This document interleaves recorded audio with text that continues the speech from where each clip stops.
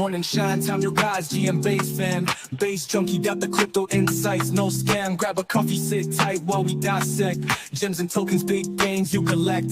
Welcome to the show, crypto knowledge flow. Base junkie on the mic, secrets to bestow. Insights like gold, numbers never lie. We're chasing dreams, shooting for the sky. Charts and candles, read them like a book. Crypto analysts, sharpen every hook. Bull or bear, it don't matter, we adapt. Base junkie got the roadmap, that's a fact. Welcome to the show, crypto knowledge flow. Base junkie on the mic, secrets to bestow. Insights like gold, numbers never lie. We chasing dreams, shooting for the sky. Blockchain tech got us future bound. Digital wealth spreading all around. Base fam unite together, we stand strong.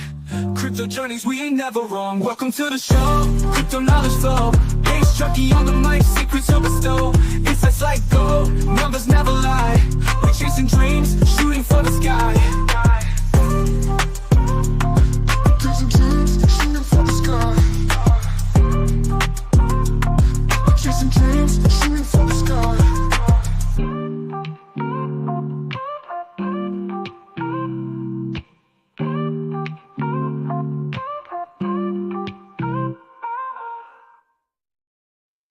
Yo, yo, yo! And welcome to this morning's Base Bite with your boy Base Junkie. And joined today we have Abs. It's never a dull day in crypto, so it's great to kick it off with another streamer. Abs, how are you today? Never a better day, in crypto, especially with the stuff going on at the moment. I think it's time to double down and triple down on whatever you're doing. But yeah, lots of drama to dissect today and to go over. But yeah, looking forward to going over it with you. Yeah, absolutely. I mean, there is never a dull day in crypto. And guys, if you are just trading, it's the markets right now. I find it quite a tough read. And if you look across crypto Twitter, it looks as if the sky is falling. But we have to remember that Bitcoin is still at 96,000. But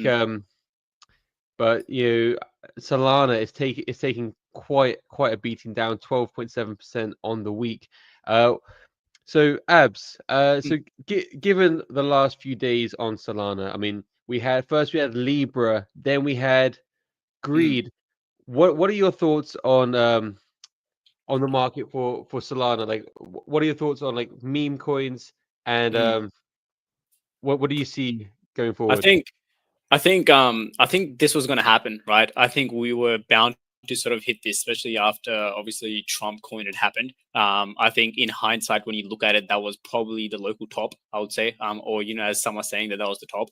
And then right after that, when his wife Melania dropped her coin, I think that was like the catalyst to the entire sort of the entire Trump family and the entire sort of US government board coming in, just doing like absolute meme coins. I know some of them were hacked, of course, and dropping CAs, but I think that was the catalyst. And now obviously Argentina being mixed in here and the president being caught up in this. I think this was coming a long time.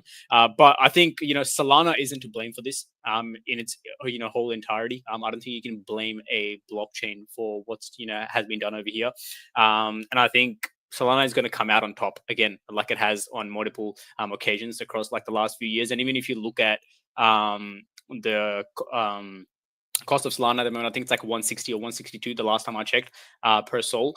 And people are obviously calling it, that it's going to go lower and lower, and it might actually, go lower. But what I can tell you is that if you look at like the volume that it's been doing, it's still top 3. I think it's above Ethereum as well in terms of volume that it's doing across the chain. So, there is demand for the actual chain itself. And across like in the last 1.5 year, I've gotten to know people that are building on Solana, and I can tell you that they're absolute stack builders that are building there, and they have like an absolute vision for what they want to do there. So yeah, I mean, at the end of the day, in my personal opinion, I think that it's good that this has happened. I think it sort of like now makes us come back to the actual North Star of what we're trying to do with crypto and the industry through its entirety. Yeah, I mean, it's definitely quite a reset. I think in terms of a lot of people's perspective, because there's lots of talks of like the meme coin super cycle, and I still believe like they could be, but Mm. as you mentioned, with the Melania token and of course Trump, I think crypto Twitter is often wrong. And the fact that everyone's like, okay, Trump's going to get into office, the first crypto president. Mm. Now the Bitcoin reserve, they're going to be buying up our bags. We're going to pump Bitcoin to the moon, Mm. and alt season is all going to be perfect. Crypto Twitter is often wrong, and the consensus is often wrong. And I think we've seen that. Things shifting with no Bitcoin reserve announcement day one. Crypto was like, wait a second, what's going on? And then them changing it to a strategic stockpile. It's like, okay, Mm. little wobbles for the market, and then all this stuff. I mean, this Libra story, Mm. like I don't know how closely you're following it, Mm. but Yeah. it's all over the timeline, and just like Yeah. it's crazy. It's really, yeah. I mean, I feel sorry for the Mm. serious builders on Solana, because I Mm. feel that this is a real black eye on Solana, because Oh. I mean, like lots of people, and myself included, I feel like a lot of, because there's so many opportunities and opportunists on Solana. Solana's getting dubbed, the scam chain. Mm.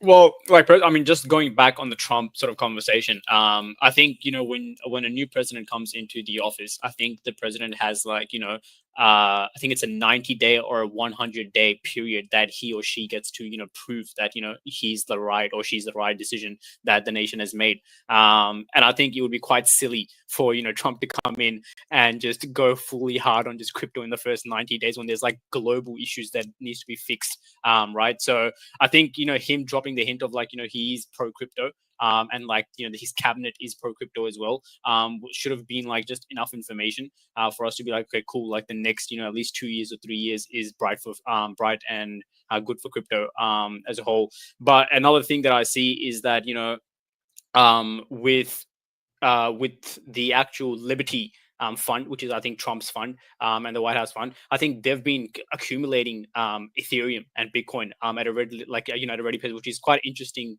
to look at, because there's a reason why they must be doing that, right? There's a reason why they must be accumulating Ethereum. There's a reason why they're accumulating. There's another token they're accumulating. I actually forgot the top of my head. I don't want to quote it wrong, Bitcoin. but no, it's another one. It's Bitcoin, Ethereum, and something else.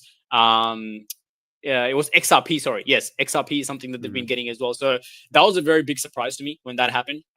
Where I was like, okay, it might be like Bitcoin, Ethereum, Solana, but it was actually Bitcoin, Ethereum. Sorry, not Bitcoin, Ethereum, Bitcoin.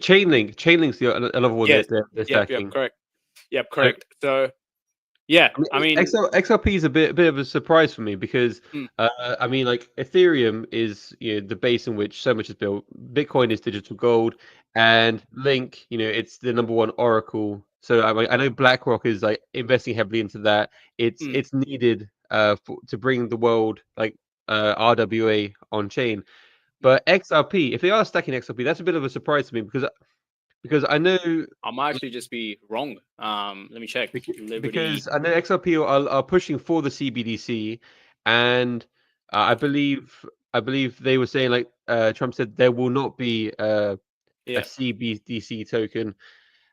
So I don't know, like Might actually be.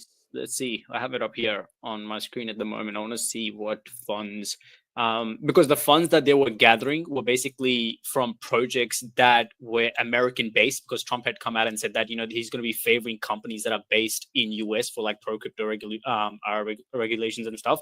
And so I think that's why Solana and Bitcoin made the list. And I think initially Ethereum did not make the list because Ethereum is not actually US, quote unquote US based. But let's see. Where is this? I remember like while you're looking, I remember like XRP. I mean, obviously they had like the big lawsuit in the US, and like, they Mm, had like head offices in the US. So you would think, okay, they'll play ball. But I also know that they were heavy backers of the Kamala Foundation mm, campaign, and from everything that I've seen so far, Trump is one who remembers these things. I can't find. I mean, I'm on the website, but I can't find a list of. They have the token sale there, which is, I think it's been there for a while. But World Liberty Finance. Yeah, I mean, to be honest, like I think long term, it's majorly bullish, majorly bullish. I mean, Mm. all this like these, this time will pass when community sentiment is low. People are calling for tops. You know, like governments scamming, rugging. It's just like it's a shit show, and I think it's a deterrent short term for people to Mm. get into crypto. But you know, I think they're playing 4D chess. To be honest, you know, the fact that one they're buying up, they're buying the dip. You know, when Uh, people are capitulating, when people are getting liquidated, mm. they're buying the drama. You know, this whole like tariff war situation causing prices to plummet. Like, I mean, ETH went Mm. down 2100, and Mm. then Eric Trump's like, guys, it's a good time to buy Ethereum. And then you see, Yeah, that's pretty crazy, right? Coming from a government body, like I think there are conversations regarding that. If like how, like what is the boundary, like what is the line for you to do that as like a government official, right? Like I think saying stuff like that and then going up and buying Ethereum from the government reserve is like, I think this is when the whole quote unquote the whole motto of like crime cycle started, right? Where you can just like do anything anymore because the government's doing it themselves. So yeah, I mean it's pretty crazy. Just looking here at it right now, just found like a list of things that they've been buying up. Obviously, Ether has been one of them. Bitcoin is one of them. Tron is something that the Liberty Fund is buying Tron, as well, which is pretty crazy. that's Um, surprising. yeah, so yeah, I mean, this is like this is what their current strategic purchases look like. So they've bought $47 million worth of Ethereum, $47 million worth of wrapped Bitcoin, $4.7 million worth of Aave, $4.7 million worth of Link, 4.7 million worth of PRX. I'm not sure what that is, and then Sure. $4.7 million of ENA, which I'm pretty sure is, what is ENA? I'm not familiar with ENA. I mean, TRX, that's Tron, Yeah, yeah, but that's wrong. Yeah, so ENA. yeah, it looks like those were their recent purchases that they've been doing. I'm not sure what ENA is. Let me just check. ENA, what is ENA? ENA. Oh, Athena. Okay, No, so they bought some Athena as well. okay. Well, I mean, Um, I mean, governments are buying it. I mean, they have a long-term vision, and mm, I think this is strategic. You know, mm, because the fact that this is the first time in history that retail has had an opportunity to front run institutions and governments. mm, Like, they don't want to be paying top dollar, no. so it works in their best interest to suppress expectations, give a little bit of uncertainty in the market, just continue to buy because they're liquid enough to buy, Mm, and then once their bags are packed, like, okay guys, by the way, mm. crypto's cool, and then Yeah. retail will follow. Yeah, I think from what I've noticed across like the sort of retail or institute landscape, as you call it, obviously we have Michael Saylor buying Bitcoin at like ridiculous prices. I think his average is like above what actually Bitcoin is for like most of the time. I think his average is like in the hundred and something dollars. And then you have Nah, BlackRock. Is it, or has it dropped below? it can't, no, it can't be that high because that no, What's his it's average? not. I'm just thinking on like days because he's the standard, like, like rain or shine, let me buy some Bitcoin, like, and he was Bitcoin. buying Bitcoin for like 10K, for 20K, for 60K. It's only been about Uh, 100K for a few days, so. uh, uh, But he is a top blaster. He is a top blaster. I'll give you that. Like, but Oh, it he's the might have been like during a period that his Hmm. average was like X when he bought like a bunch. But over here it says that they currently hold like, oh, that's a shit ton of Bitcoin. 787. Wait, what? Okay, yeah, so they hold like $31.1 billion worth of Bitcoin. And their average is at like 65, which is pretty crazy. Yeah, yeah. Yeah. Ooh.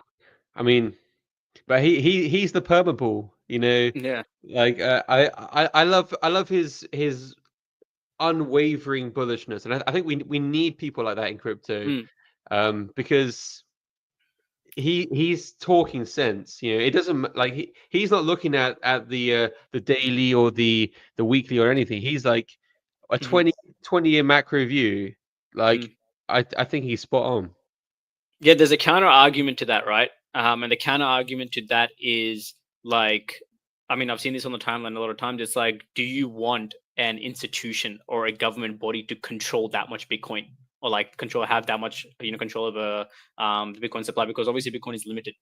It's not Mm. inflationary. It doesn't go up. And I think if you do them, I don't know sure what the exact math is, but like I'm pretty sure he owns like more than 1% of like the Bitcoin's entirety of the supply, which is like, yeah. So there are like debates regarding this, like how like what's the line where like you draw, where like you have Bitcoin controlled by these institutions, these big guys, because realistically at the end of the day, Bitcoin is the only token that is fully quote unquote decentralized. They can be used in a decentralized manner. So yeah, that's an interesting part about it that I've been sort of like looking into, and it's a conversation that we're probably going to see come up when like more institutions and more government bodies sort of buy into Bitcoin. I mean, it's. I think like, on like a much smaller scale. It's kind of like if you think about a meme coin, right? Mm. Because you have whales who dump the chart, and like if you think that, like, if you don't know who's holding the supply, and Mm. it's like snipers or whoever's managed to get in early, get a Mm. percentage of supply, they can really damage the chart. And of Of course, course. if I mean Bitcoin's like the biggest level, so Mm. if one day Michael Saylor's like, yeah, you know what, actually, like, nah, and Yeah. and Exactly. they decide to like Yeah. dump it, yeah, Exactly. yeah, of course that would be catastrophic, but in the same time, like with a meme coin, you talk Mm. about like supply control. Mm. Other people don't sell, and if he is a permable and Mm. he has no intention to ever sell, and everything he said to this point is like, Mm. "I'm never selling. We're never selling. We're going to keep it forever." Like, I would feel quite okay about having Bitcoin in diamond hands like that. Mm.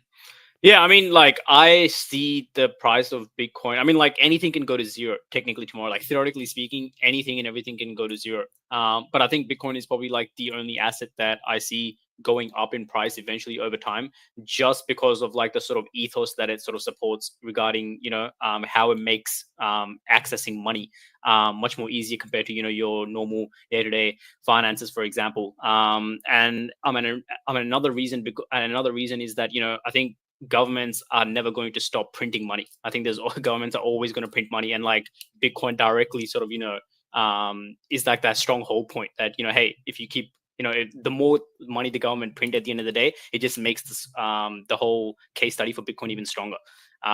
So yeah, I think it's like it's positioned well overall. I think it just needs more education around it, and like how can we apply it and onboard people. And I think Base is doing like a great job at that.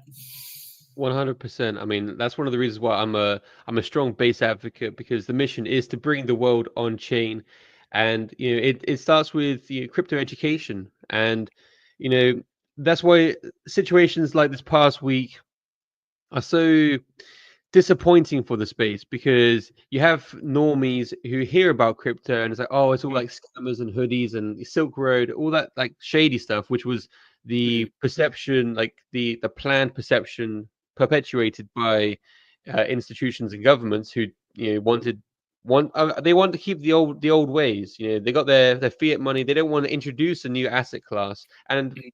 we get that. Like I mean, there's a reason why Warren Buffett, who has $90 billion,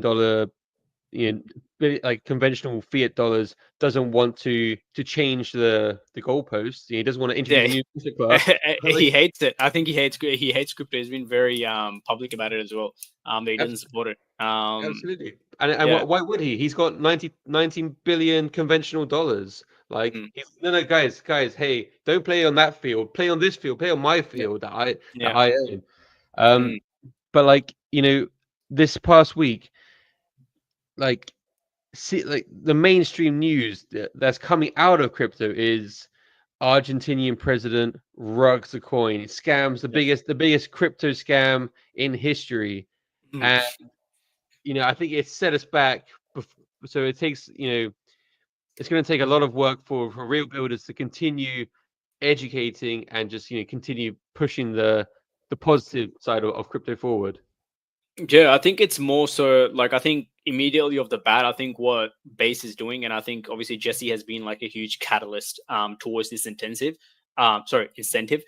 is basically bringing the practicality of this entire thing. It's like, okay, if you're preaching and saying that Bitcoin is, as accessible, or if you're saying is crypto in general is as accessible and it helps on day-to-day finances for small businesses or maybe individuals, or etc., whatever it is, how can you apply it like straight off the bat? And I think with what Jesse has been doing with like his content now, just being out on the streets, asking these random questions, rewarding these people like 50, CBTC or whatever it may be, it just shows that, okay, like, cool, like I can have money, I can transfer money, and I can send money on the go, and people can access it right away as well. So I think it's more so like bringing in this, like, yes, you have all this theory, you have all this tech on the side that people preach and working on, which is like all great and whatnot, but like, how do you now translate that to like practical use case? Like, how do we like bring it in and showcase to people that, okay, cool, like we have this crazy tech, you don't need to worry about it, but this is how you use it in the front. Because at the end of the day, the normal Joe living down my street is not going to care about how CBDC works, or what an L2 is, or how fast an L2 is, or what the transaction per second speed is, or whatever. Like,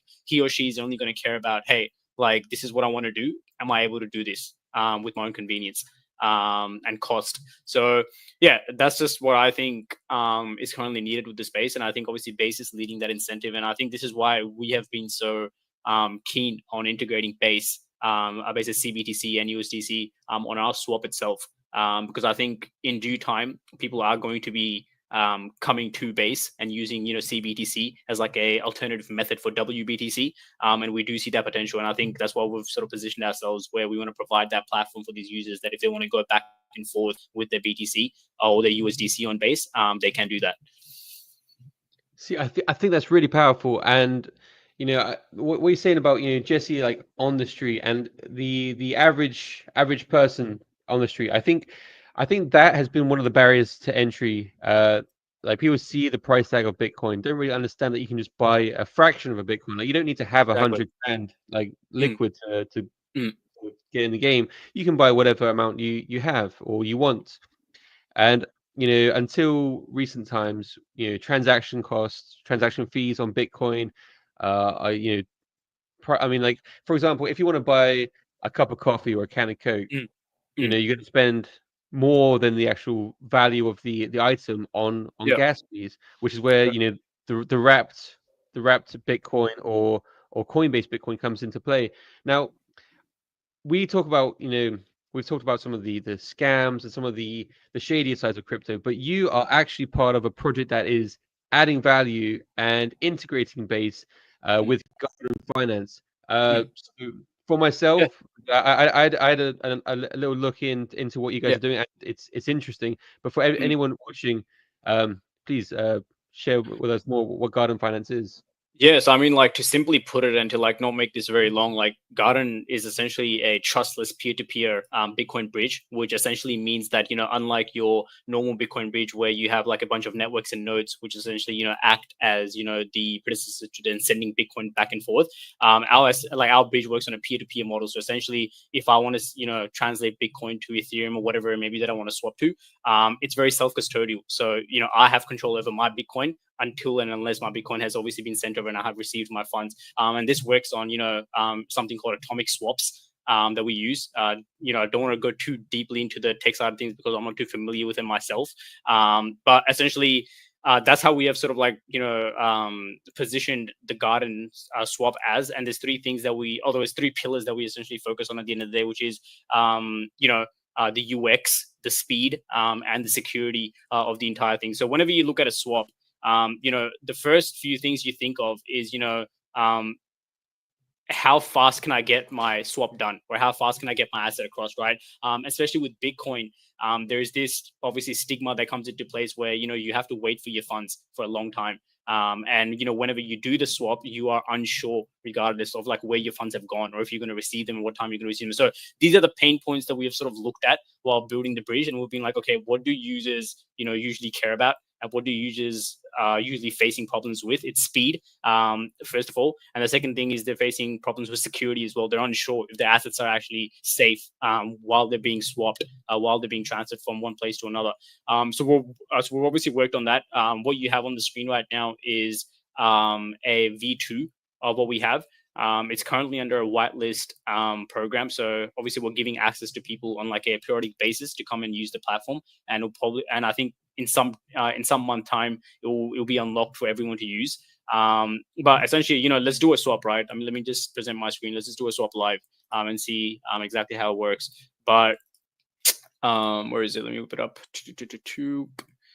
Because it sounds very interesting, because like this was one of the things that I thought about the whole ordinals time. Like I'm an NFT fan, creator, collector. I enjoy trading NFTs, and when there was the whole ordinals craze, I was buying some NFTs on Bitcoin, and I hated the experience. The transaction latency, like being in a mempool, buying an NFT, waiting 3 hours. Literally, I was like, I just sent $1,000. Like, am I gonna get this? Like, I just see this like it's frustrating, and I'm someone who's somewhat familiar with crypto and what's that. So if imagine like a normie doing that, it's like, have I just been scammed? Exactly. Yeah. So we've thought about all this, right? So we've thought about the entire sort of like user flow of like how you would like, think about all these things from like a trader perspective, or from like, a person who's sort of swapping Bitcoin. So obviously one of the things that we've like been very, very sort of heavily emphasizing on is the UX. I think the UX is very important when it comes to crypto. Like, you want there to be as minimal things as possible for a user to, use this. So if you look at like how we've designed the swap, like our ethos is that you should be able to do things with the swap in as less clicks as possible. So if I can do this in one click, like that's it. Like I've solved like, the major problem that, swaps face and what people face on a day-to-day basis, right? So, if we just try out this, I have some USDC on Ethereum at the moment. We currently support 4 chains. So Ethereum, Base, Arbitrum, Berachain, and we have Monad coming up, and a couple of other chains as well, which I won't announce. Otherwise the team is going to kill me. So we'll keep that for the back. But so we have Monad coming up. We have had Bera this recently. So let's just take Ethereum, for example, over here, right? I don't have any base ETH on my wallet. So, okay, let's just say we use, 100 USDC, right? And we swap Ethereum. So as you can see, the fees that are sort of like being generated here is like 0.3 cents. Sorry, $0.3, essentially at the end of the day, which is like nothing compared to like what I'm sort of swapping over here. So obviously decreased fees is something that we've obviously worked on. And if we just swap now, and assign a couple of things. Okay. Signing.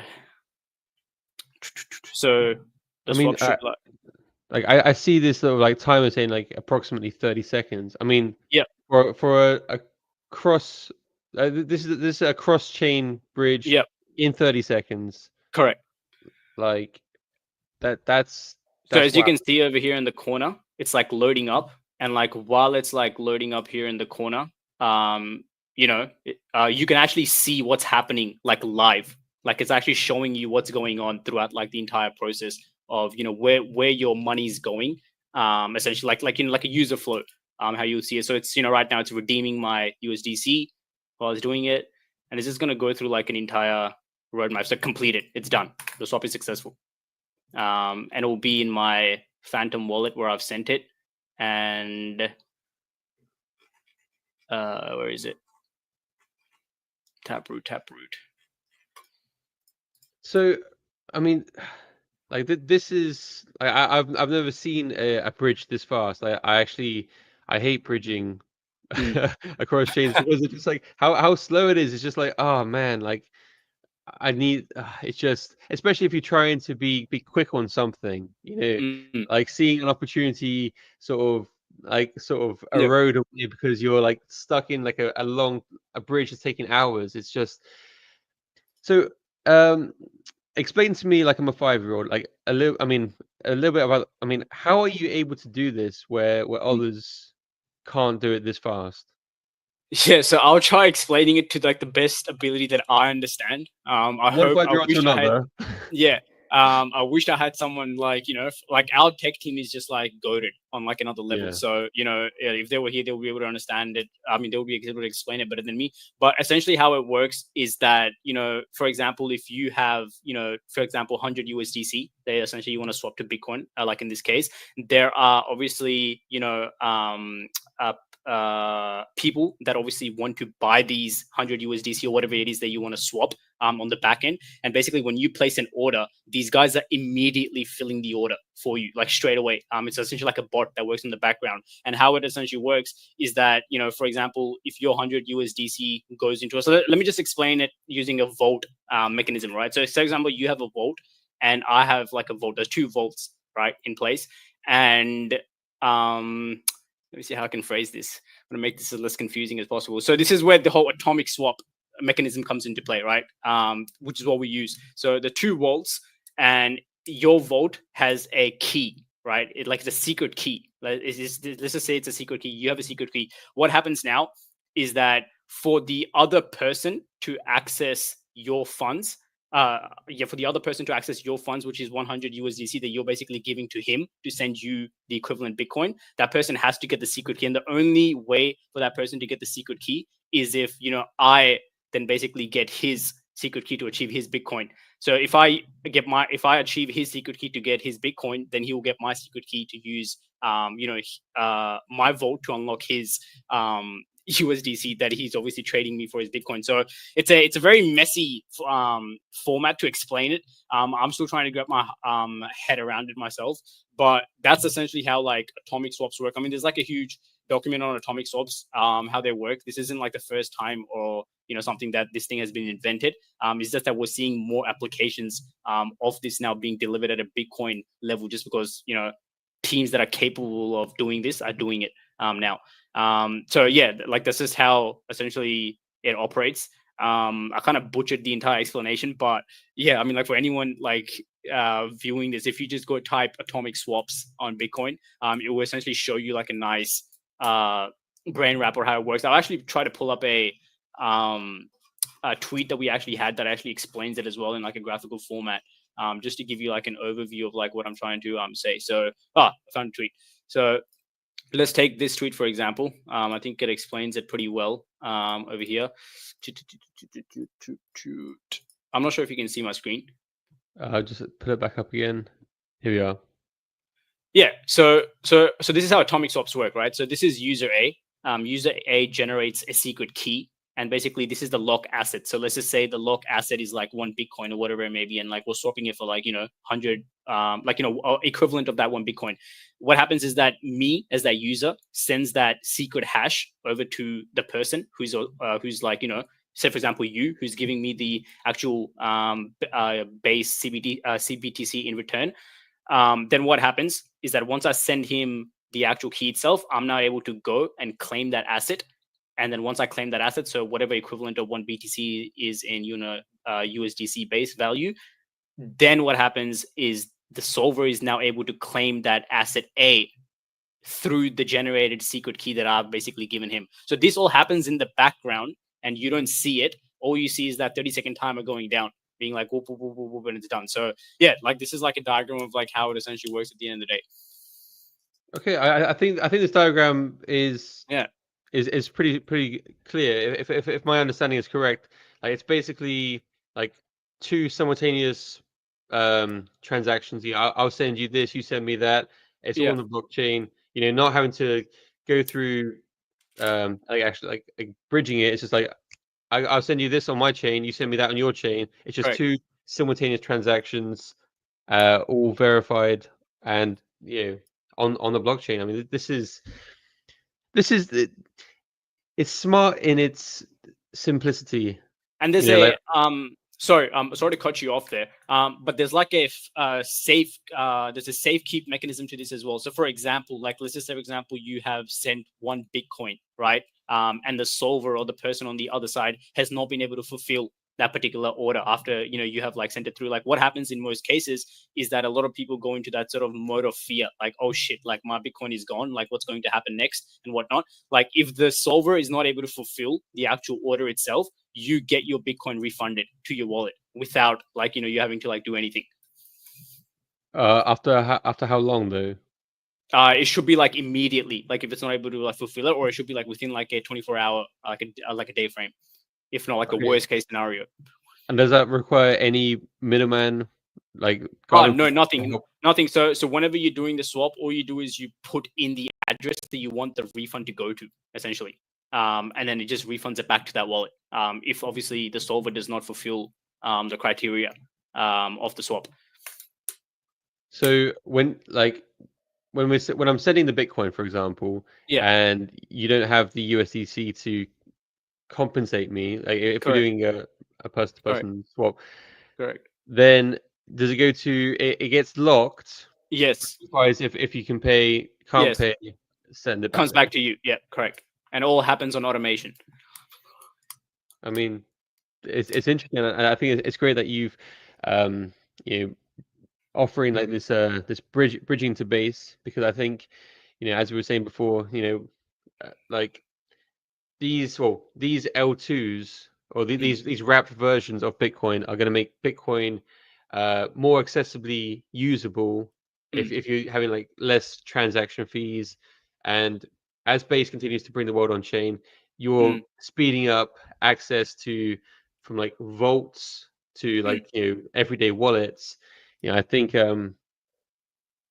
I think it makes a lot of sense, and this is like removing some of the pain points and some of the friction that I think a lot of non-crypto people sort of resist about crypto, because so one of our core ethos has always been to do things in a very simpler, like in the simplest way possible. And I think that's going back to first principles approach, like how can we do things in the most simplest way possible, and like how can we achieve something in very less complication, right? And for us, when it comes to like swaps, or what we see regularly when it comes to regular swaps across the space, is that there's too much clicking happening.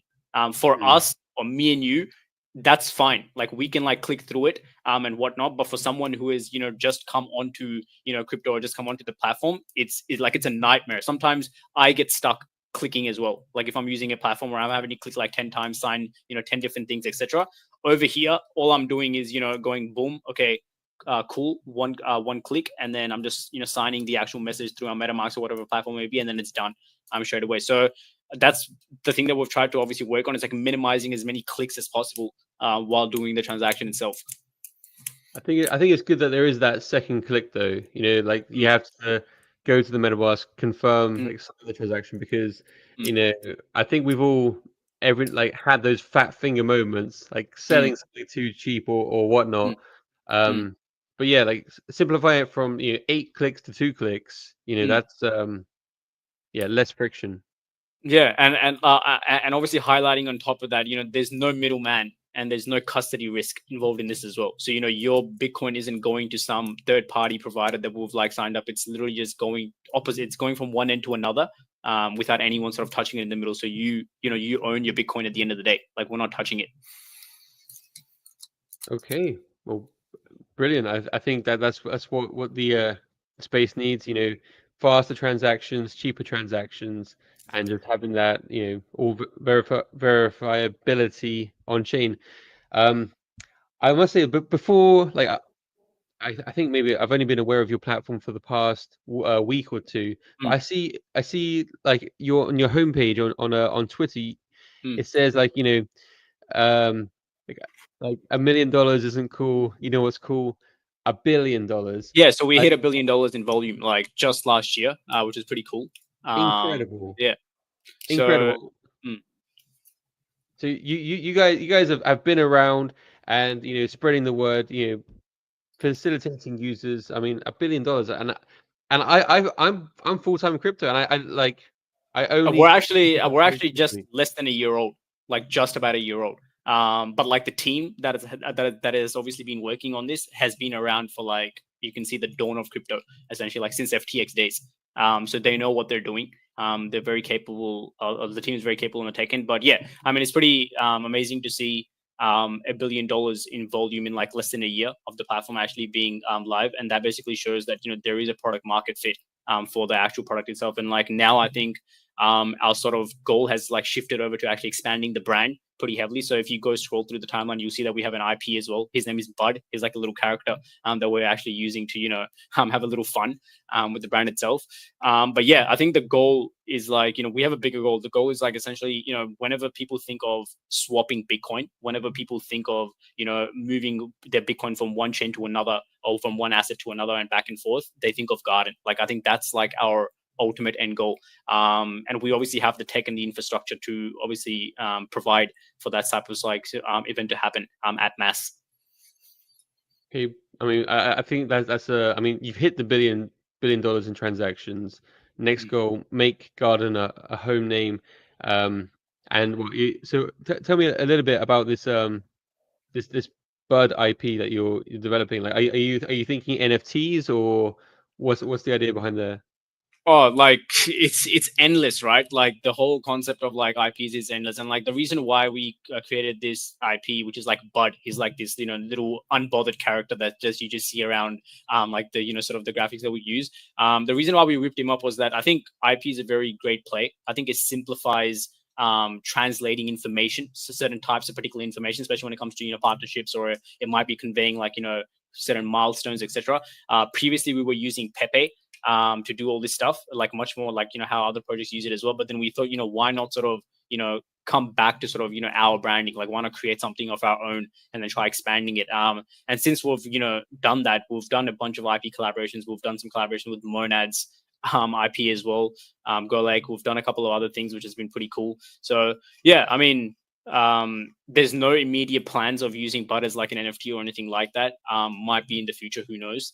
But yeah, like certainly working on like sort of expanding on the IP itself. I mean, just want to sort of stream my screen over here again just to get something that we did and like sort of our approach. But this is something that we whipped up with Monad while we were doing their campaign, while we were sort of doing their integration. I'm not sure if you can see my screen. Oh yeah.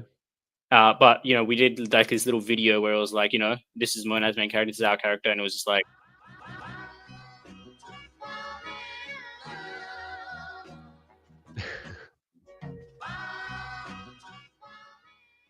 Yeah, so we just want to be like, we just want to have like these creative pieces that basically align people, that basically bring people back to it. Because at the end of the day, you might not want to swap Bitcoin every single day. Not everyone swaps Bitcoin every single day. I don't swap assets every single day, but we want to cultivate this type of community and this sort of like circle where people are sort of coming to Garden, and that's why it's called the Garden, to just like do whatever they want to do. And we want to sort of cultivate that culture around Garden as well, where you don't have to be a tech geek or a person that is like a whale or like somebody who swaps Bitcoin every day. Like come and explore the other verticals that we have. We have IP.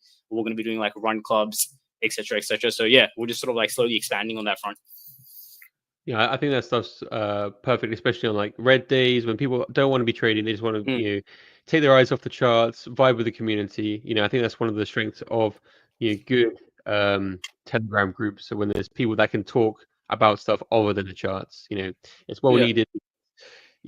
Health is wealth, and mental health. It's something that we don't always talk about, but it's good to have your tribe, good to have your people that you can connect with about more than just the charts.